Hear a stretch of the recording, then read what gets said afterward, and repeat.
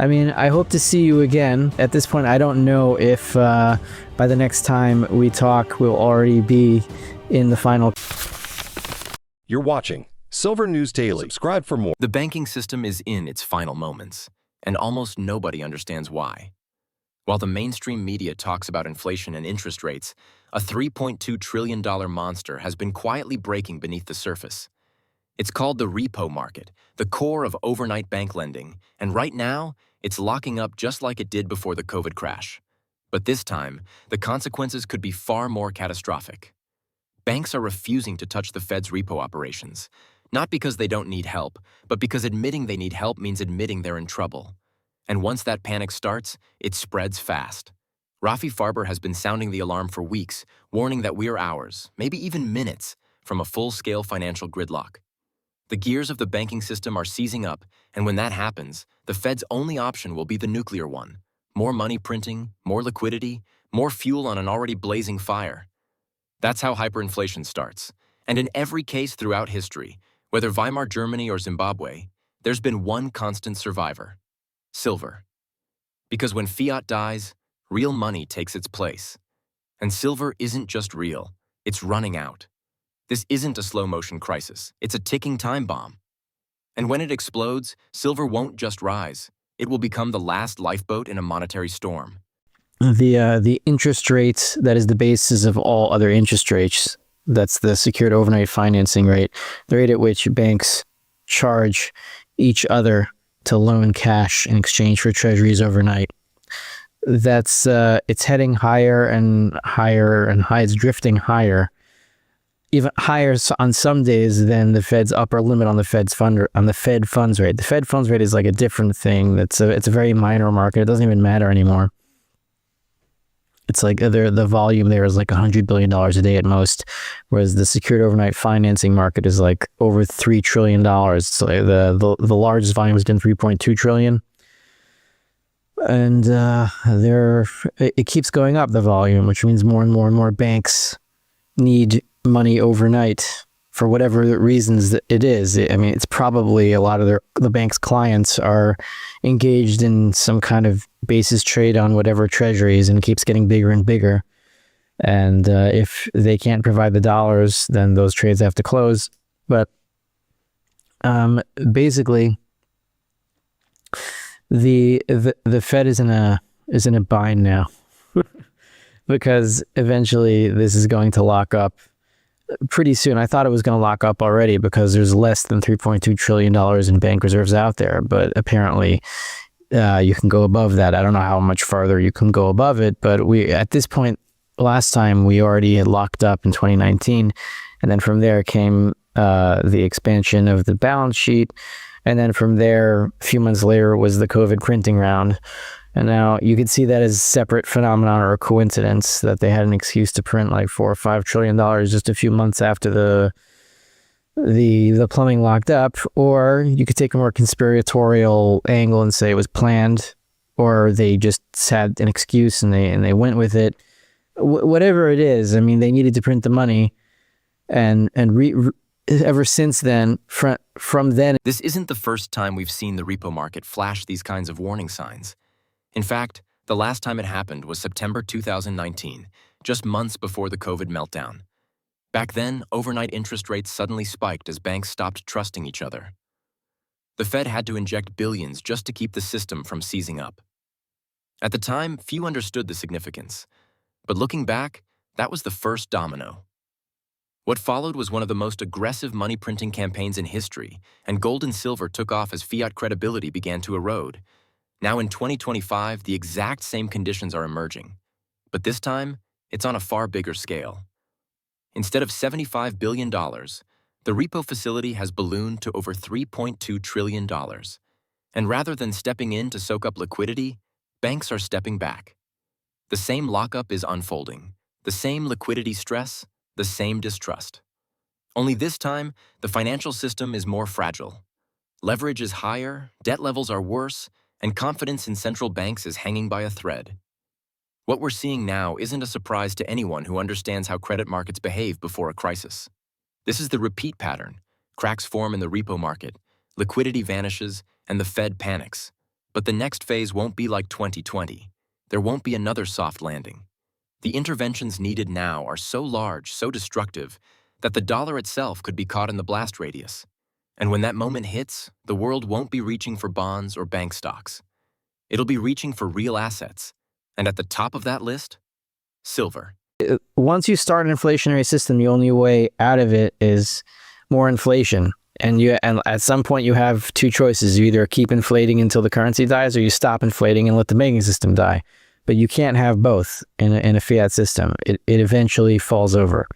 So we're coming to the point where we're going to have to make a choice. And as you get closer to that end point, every time you have more of a violent choice. Either it's extreme deflation and a whole domino that goes back to 1971, or it's extreme hyperinflation and we're back to 1971 anyway. So it just depends which path you want to take. Now, I think the obvious path is hyperinflation. People have this idea that, well, it's the dollar and it's the whole planet, and they know what they're doing and they'll figure out a way without hyperinflating or without hyperdeflating. There's got to be some kind of middle path where they can figure it out. We haven't figured out how to break the laws of economics. We haven't figured out how to break the laws of finance. We haven't even figured out how to break the laws of gravity or anything else. We can make it seem like we broke the laws of gravity by going in a plane and then diving really fast so it looks like we're floating in the plane, but really that's just diving. It's not breaking the law of gravity. So you can look like you have control of a fiat system for a while, but it's really just going like crazy in a plane and making it look like there's no gravity, but there's gravity. It comes back. It's always there. So we're not going to break the laws of nature this time. It's not happening, and the things are going to go back to the way they were before 1971, one way or the other. So why aren't the banks stepping in? Why is the Fed's repo fire hose being ignored, even as liquidity vanishes? The answer is chilling, because any institution seen tapping emergency funding right now risks being labeled as weak, vulnerable, or worse, insolvent. In a system built entirely on confidence, perception is everything. And once one domino falls, the rest follow fast. That's exactly what happened to Credit Suisse. That's how Silicon Valley Bank collapsed. And that's why major institutions today are silently suffocating rather than admitting they need oxygen. Behind closed doors, liquidity is vanishing. Interbank trust is collapsing. But no one wants to be first to blink. If a major player draws from the Fed's repo facility, it could trigger a bank run within hours. So instead, they stay silent. They hoard reserves. They tighten credit. And in doing so, they starve the system of the very liquidity it needs to survive. The plumbing is freezing over, and no one wants to call a plumber. This creates a dangerous paradox. The Fed has built the largest emergency facility in history, $3.2 trillion ready to deploy, but the banks won't use it. The optics are just too risky. In the world of high finance, survival isn't just about balance sheets, it's about image. And right now, no one wants to look weak. But make no mistake, behind the facade of calm, the system is bleeding. And as that pressure builds with nowhere to go, the eventual rupture becomes not just likely, but inevitable. When that break comes, silver will be ready. Because once the world realizes the money is broken, it will run, fast, toward the only assets it can trust. Just before we get going, we just launched the official Silver News Daily Telegram. To kick things off, we're running a 10-ounce silver giveaway. Yes, real physical silver, not a voucher, not digital credits, actual bullion. This Telegram will be our new home for real-time silver discussions, market insights, collection picks, and everything precious metals. It's where the community truly comes alive. Here's how to enter the 10-ounce silver giveaway. Be subscribed to Silver News Daily on YouTube. Turn on the notification bell. Comment 10-ounce giveaway on 3 separate videos. Be an active member of the Telegram group and say hi. Once we hit 500 active Telegram members, we'll pick one lucky winner to receive 10 ounces of silver shipped directly to you. So get in early, stay active. Until around now, there were no more repos provided by the Fed. I mean, repos provided by the Fed is when banks don't have enough cash to lend to each other, so the Fed has to step in and say, you know what, we'll provide the missing cash. So that was the case from about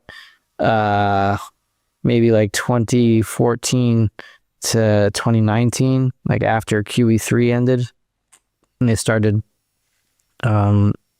drinking their balance sheet for the first time. So there were repos in those years until 2019, and they stopped. Then they started again after the apocalypse, and then they stopped during the COVID printing until now. So now the Fed is providing repos again, not that much. And I just read an article on Bloomberg that there was an emergency meeting or a sideline meeting between John Williams, head of the New York Fed, and a whole bunch of representatives from different banks as to why they weren't utilizing the repo facility more. That because what they're doing is their banks are borrowing at higher rates from other banks than the Fed is offering on repo. And then John Williams is like, why are you doing that? Why are you paying more when you could just come to me and I'll give you the cash? And they're like, basically, well, it looks bad if we do that, and we don't want to come to daddy, for money, because then it makes us look really weak. And then other banks charge us higher interest rates because they don't trust us.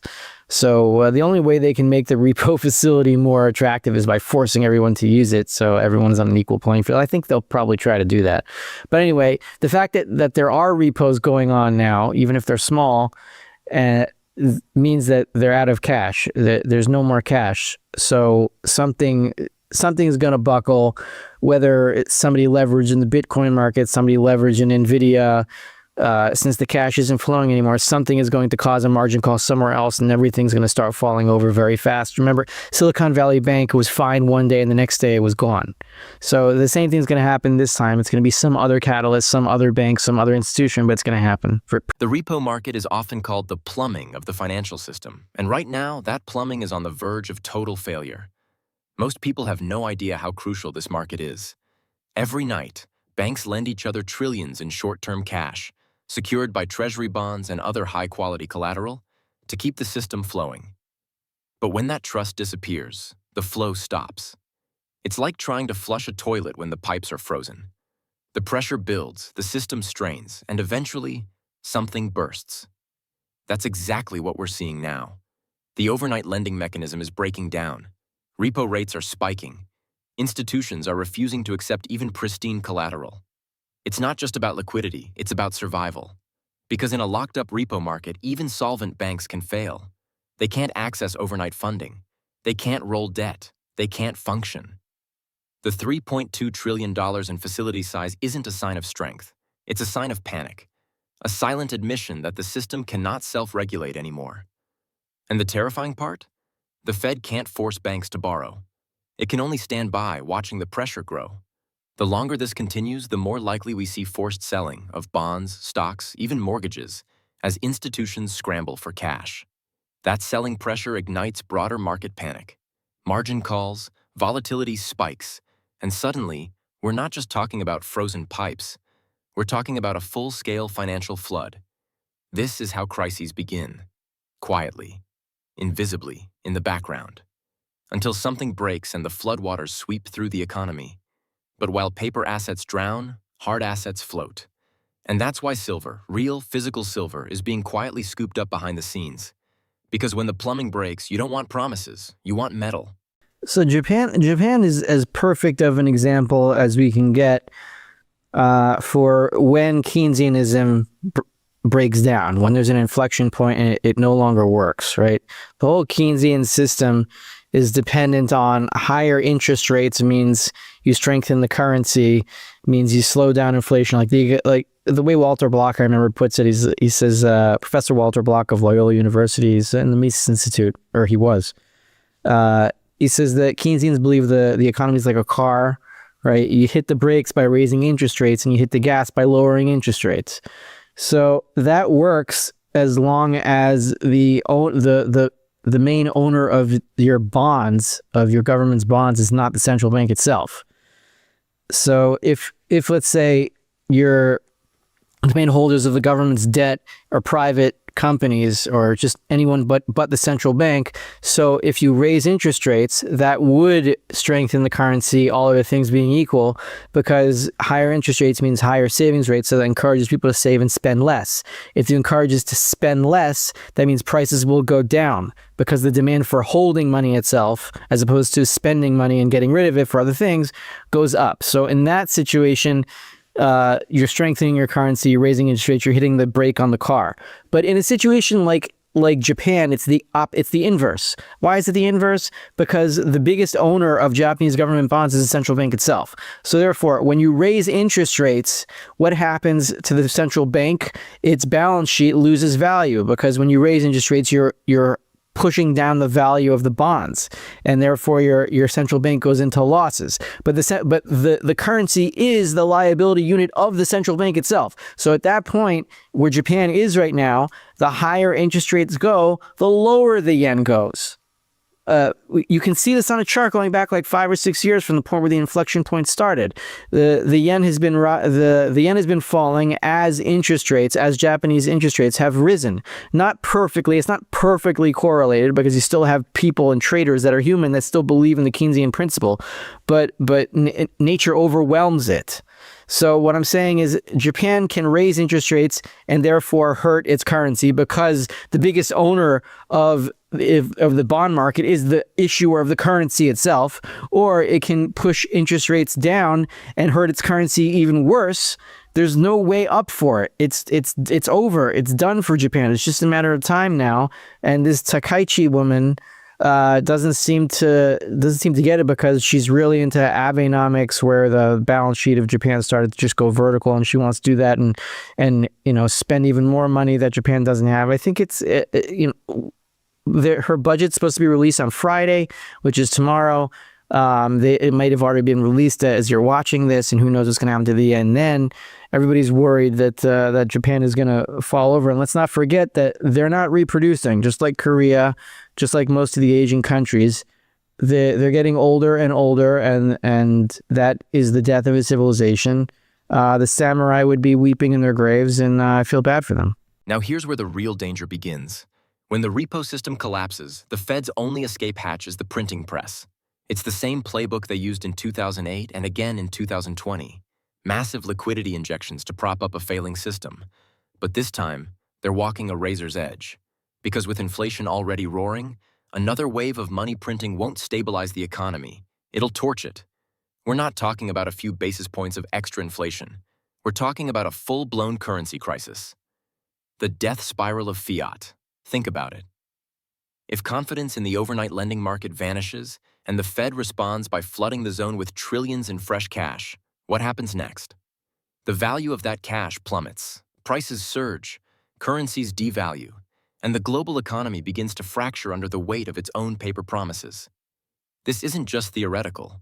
We've seen it time and time again. Argentina, Venezuela, Zimbabwe, even the Weimar Republic. The common thread in every case was central banks printing to plug financial holes until the currency itself collapsed. And that's the trap the Fed is now walking into.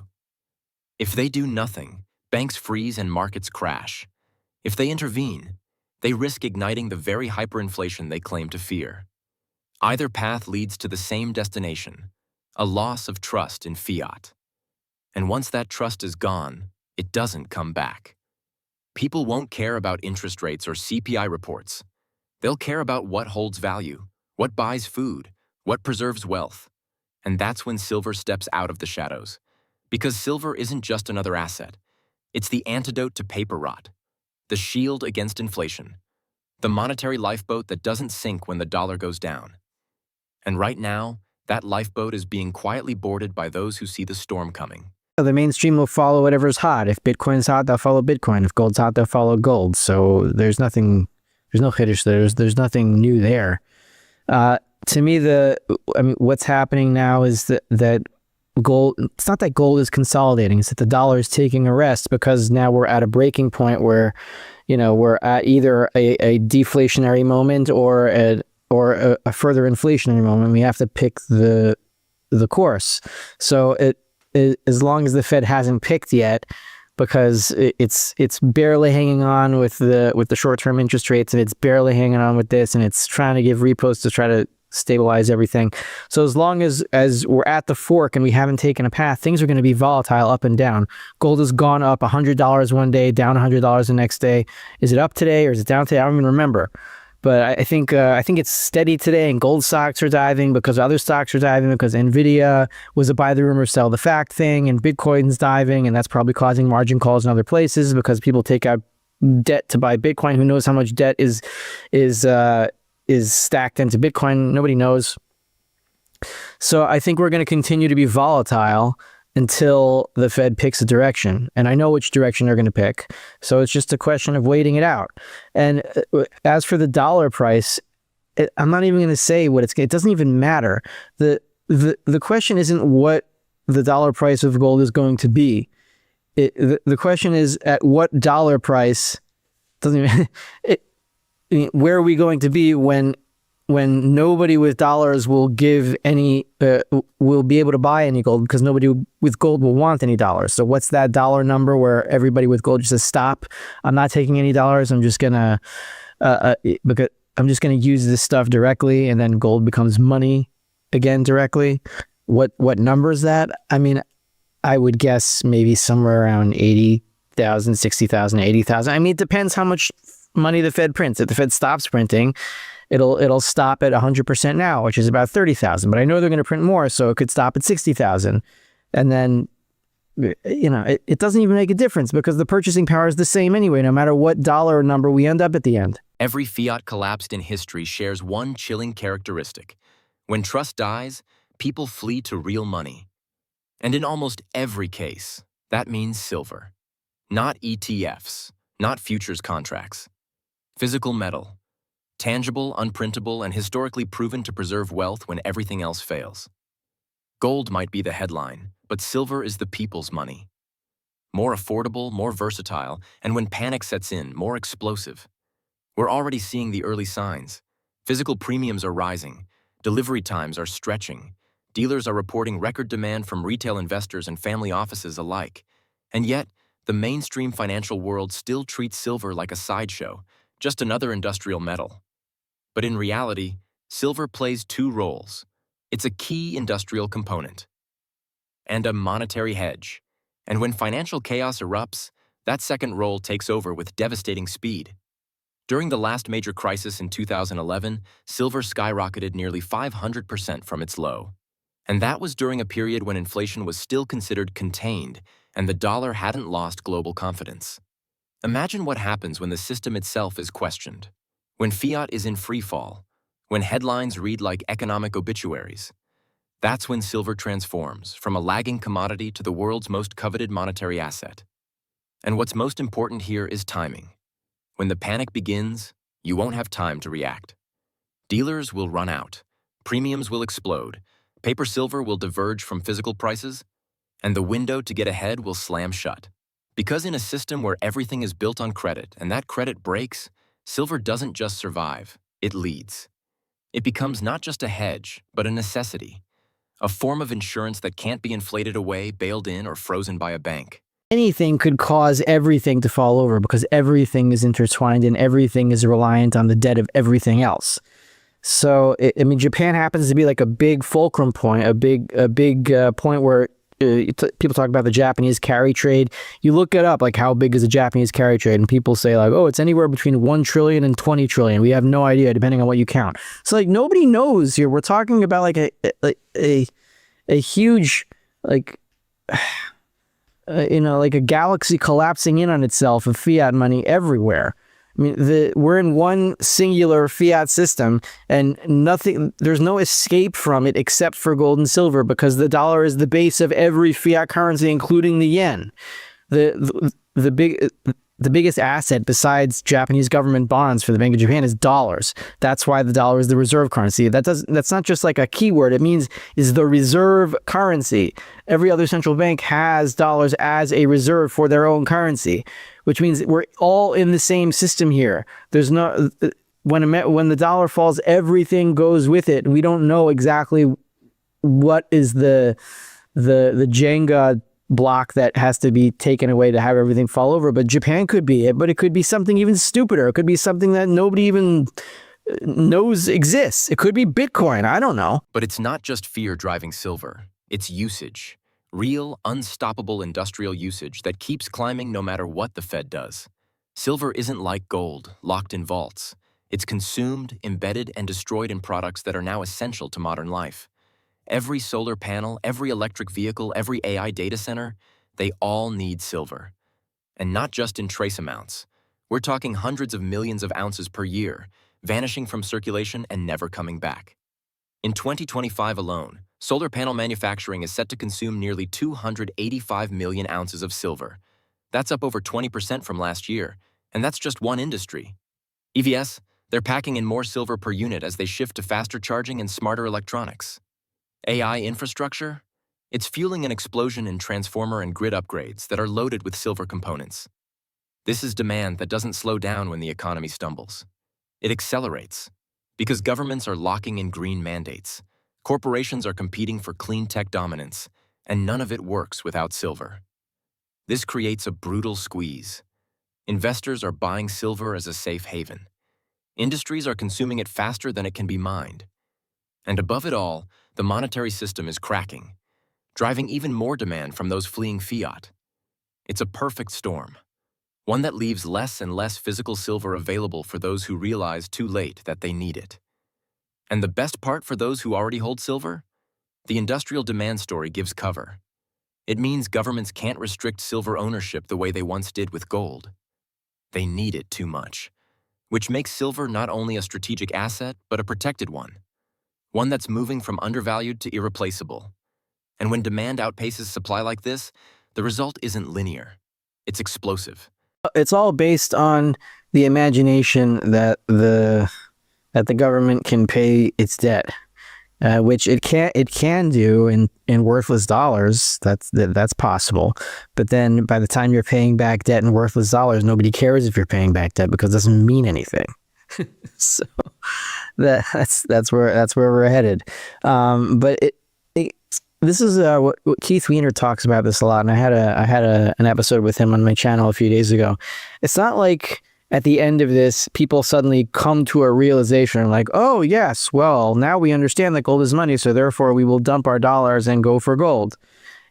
People are stuck in the dollar system because they have to be. That's why I still have to earn dollars, because I have all these bills to pay and they're denominated in dollars. But the moment that the value of the dollar loses value, the value of the dollar goes down so fast that all of my bills keep going up nominally so quickly that nobody cares about paying them anymore, and then everything just stops.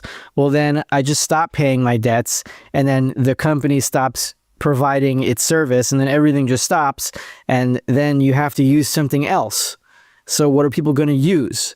Either nothing or money. So it's going to, in the immediate aftermath, it's going to have to be gold and silver coins. Like there's going to have to be, in the very immediate aftermath of whatever this is going to be, there's going to have to be collector people that are knocking on my door and saying, give me the silver coins or we'll shut off your electricity. And initially, it's only going to be the people that have silver coins that will even have the ability to have electricity, because no one else will be able to pay anything. So that shouldn't last too long, because it shouldn't take too long for gold and silver to start circulating, right? And in order for these coins are like the electrons in the power plant, in the system that's moving negative charges where the electricity is going through the wires. If you have no liquidity moving through the system, everything stops until you find something that's liquid enough to move through the system. Derivatives don't work, so then you use the money itself, and I think that'll be like a few months until we get something going again. And then we can start this whole... But if demand is going vertical, why isn't supply catching up? The answer is as simple as it is alarming. Silver mine supply is tapped out. After years of underinvestment, shutdowns, and delays, global production has flatlined. In 2025, total mine output is expected to reach just 830 million ounces, a number that barely budges year over year. And here's the kicker. That's not enough. Not by a long shot. With industrial demand alone eating through over 700 million ounces annually, the market is locked in a structural deficit. Every year, more silver is used than produced. And that gap isn't closing. It's growing. Unlike other commodities, silver doesn't have a wave of new projects on the horizon. There are no mega mines being fast-tracked. Most silver comes as a byproduct of lead, zinc, and copper mining. And those operations aren't ramping up. They're cutting back. Base metal prices are volatile. Environmental regulations are tightening. And in key silver-producing countries like Mexico and Peru, political risks and ESG mandates are choking supply even further. The result? We're now 5 years deep into consecutive physical deficits, with over 1 billion ounces in cumulative shortfall. And with demand continuing to soar, that hole just keeps getting deeper. The world is chewing through its silver reserves at an unsustainable pace, and the mining industry has no way to respond in time. Even if a new primary silver mine were approved tomorrow, it could take 5 to 7 years before it delivers a single ounce. This isn't a temporary squeeze. It's a systemic constraint. And when you layer that onto a collapsing fiat system and an explosion in investment demand, you don't just get higher prices. You get a supply panic. You get shortages. You get a silver market where out of stock becomes the norm, and the scramble for ounces sends prices into uncharted territory. There's not going to be a currency system. Currency is a derivative. There will be a currency system again, right? I don't know exactly how it's going to form, but in the immediate aftermath, you're not going to have currency. You're going to have money. Like, if we just take this down of several levels, right? If you have a credit card and you don't pay your bill, then the credit card stops giving you money and you can't use your credit card anymore. You can only live within your means. You cannot borrow anymore. It will not let you. Your credit card will not work. Even if it has a whole bunch of dollars on it, if the dollars, which are credit, are worthless, then it doesn't matter. So initially there won't be currency and it won't be barter. I mean, there's no qualitative difference between barter and money. The only difference is that money is a more liquid commodity. Barter is trading one good for another good. Well, so is money, because gold is a good and or silver is a good and you're trading it for other goods. That's barter. I mean, one's barter, the other's barter. The only difference is that one is a more liquid commodity. You can use it and you can divide it and you can trade it, around to different people, but it's barter. So I anticipate barter with gold and silver, which is just money, no credit, just money. And then eventually, when enough people accumulate enough money, they might be able to get together and say, hey, let's make a credit union, right? Then you start over. And hopefully it's decentralized this time. And then the credit unions compete based on the value of their credit. And then you have a free market of credit, which is what banks should be. And that's where this game breaks wide open. The divide between paper silver and physical silver. Because while COMEX contracts and ETFs trade on screens, the real market lives in vaults and shipping crates. And lately, those crates are getting harder to find. Bullion dealers are raising premiums. Delivery times are stretching into weeks. Vault inventories are being drained. And beneath the surface, the illusion of abundance is cracking. Right now, the paper price of silver is still being dictated by futures contracts, derivatives that can be created out of thin air. But physical silver? That's a different story. We're seeing a growing decoupling between the two. It's becoming clear that the price you see on screen is not the price you pay when you want actual metal in your hand. And as more investors demand delivery, refusing to play the paper game, the pressure on the physical market intensifies. This divergence is not just a technical glitch. It's the signal of a much larger breakdown, one where confidence in the entire silver pricing mechanism begins to erode. If COMEX can't deliver, if ETFs start halting redemptions, if major dealers run out of stock, what happens to the official price? It collapses into irrelevance, and the only price that matters becomes the one set by real buyers and sellers of physical ounces. We're already seeing hints of this in the premiums charged over spot. Retail buyers are paying 20%, sometimes 30% more than the listed price just to get product. That's not a healthy market. That's a market under strain. A market where the disconnect between reality and perception is growing by the day. And eventually, that disconnect becomes too large to ignore. When that happens, the paper price will be forced to catch up. And the result could be one of the most violent repricings the silver market has ever seen. Yeah, I don't think that central bank accumulation of gold is relevant. I'm not saying it has no effect. It affects the gold price because it's another buyer, but I don't think that central banks will be able to save any of their currencies by accumulating gold. And the example I just keep going back to is Turkey. Turkey has been the biggest buyer of gold. So the Turkish central bank they're up and down, but like lately, I think over the past 2 quarters, they've accumulated a lot of gold. If you look at their gold reserves, but their currency is still on a hyperinflationary path. The value of it keeps going down and down and down. At a certain point, you see this in countries that have already reached hyperinflation. I think we talked about this before. That why does hyperinflation take so long? It's because, like, imagine you're in a car and you have the gas floored and the brake floored at the same time. Right? So if we're in a dollar system, then the dollar, it's the fact that you can still use dollars and the central bank can peg at an artificial price to the dollar and cause shortages in its country by doing that. So people will end up in breadlines. So you can put a brake on your currency by using dollars instead. And then what you see is like a diagonal in the value of the currency as it wants to go up, it wants to go down versus the dollar, but the central bank keep pushing it down, like artificially, and causing shortages. So that's where Turkey is. If you look at the currency, the Turkish lira, right? It's on a diagonal. It keeps going up, meaning going down, against the dollar every day on the same curve. It's been doing this for like 4 or 5 years. And you'll see the same thing in Argentina, except when Milei was elected, like it devalued a little, suddenly, and then went back on that same diagonal, but the same break. So what my point is, at the end of all this, is that central banks can accumulate as much gold as they want. Nobody trusts them anymore. So if you're not going to openly say, I have this much gold, central bank X says, I have 1,000 tons of gold. Now everyone with my liability units can get this much gold. If they want, here's the window, come at 5 o'clock and we'll give you gold for whatever currency units you have. No central bank is going to do that. The only reason they buy gold is to sell it to save their currencies. And so it won't save any of their currencies. So whatever they're doing with gold doesn't matter. It's not going to save anything. And when that repricing begins, there's one more catalyst that could send silver into absolute overdrive: the short squeeze. For years, big banks and institutional players have maintained massive short positions in the silver market. They've used paper contracts to suppress price, to manage volatility, and to maintain control over a metal that threatens the entire fiat system if it breaks free. But here's the thing: control only works when confidence is intact. And right now, confidence is unraveling. These institutions are sitting on a ticking time bomb. As physical demand surges and available supply shrinks, their ability to cover those shorts becomes nearly impossible.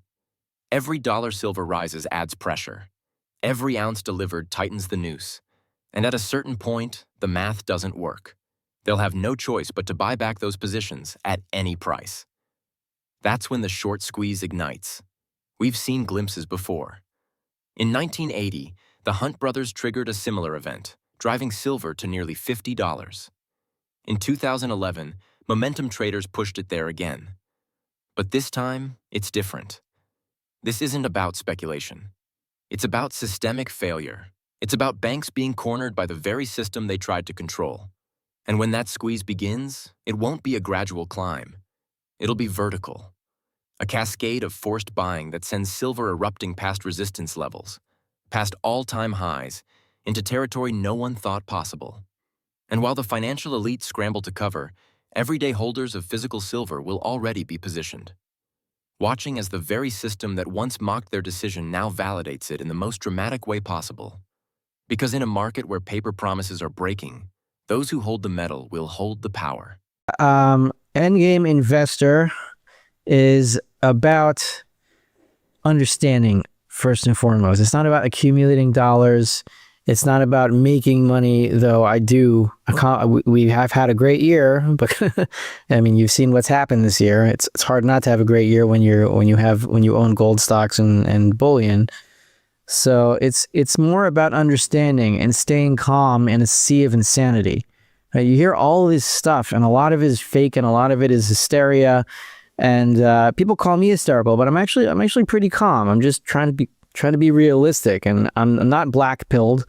I think I'm pretty white-pilled. I mean, I'm excited for this. I might be wishful thinking, but I have to have that mentality, or I'm not going to make it through this mentally. And I can't afford to be black-pilled, because then what am I doing? So it's about understanding and staying calm. And the way that I describe how things are working, I try to make it funny and I try to make it ironic, but at the same time positive. Like, the world is ending, but the the sky is nice today, that kind of thing. So, and I try to put a spiritual angle on things to make to calm my own emotions down. And if that helps yours, then join us and see what I have to say. Any last thoughts before we let you go, Rafi? Yeah. Last thoughts. I mean, I hope to see you again. I don't know, at this point, I don't know if by the next time we talk, we'll already be in the final crunch. I haven't said that to you before, but I'm kind of getting a feeling now. I'm getting this feeling that we're really close. Maybe it might be AI just creeping up and people just thinking less and less and less, and the frequency of actual independent human thought getting farther out and less frequent. So as I see, I don't think the human spirit's going to die, but I don't think that we can survive in a world of AI. So I think this all has to end pretty soon before we lose our minds. And I hope it does soon. And we'll see if the next time that I'm with you, we have a connection, an internet connection, and if we're already in the crunch or if we're already in the hyperinflationary event, we'll see. I think there's a... Everything we've discussed, the broken repo market, the fiat death spiral, the industrial squeeze, and the looming short covering cascade, it all leads to one final outcome. Silver breaking free, not just rising in price, but exploding into a new paradigm. When faith in paper dies, when the plumbing of finance collapses, when currency itself becomes the problem, silver becomes the solution. And that moment is no longer years away. It's here. It's now. We're watching the monetary system unravel in real time. And while most investors are still asleep, the smart money is already moving. They're not buying stocks. They're not holding bonds. They're securing physical silver, while they still can. Because when the panic starts, supply will vanish, the premiums will soar, the gates will close, and silver won't just be an investment. It'll be survival. So, if you've been waiting for a signal, this is it. The final crunch is underway. The monetary reset has begun. And silver is stepping into the role it's played for thousands of years. The last honest money. If you want to protect yourself, if you want to prepare, now is the time. And don't forget to subscribe if you want to stay ahead of what's coming. We break down the chaos, the opportunities, and the truth the mainstream won't touch. But remember, this is not financial advice. Always do your own research and consult a licensed professional before making any investment decisions.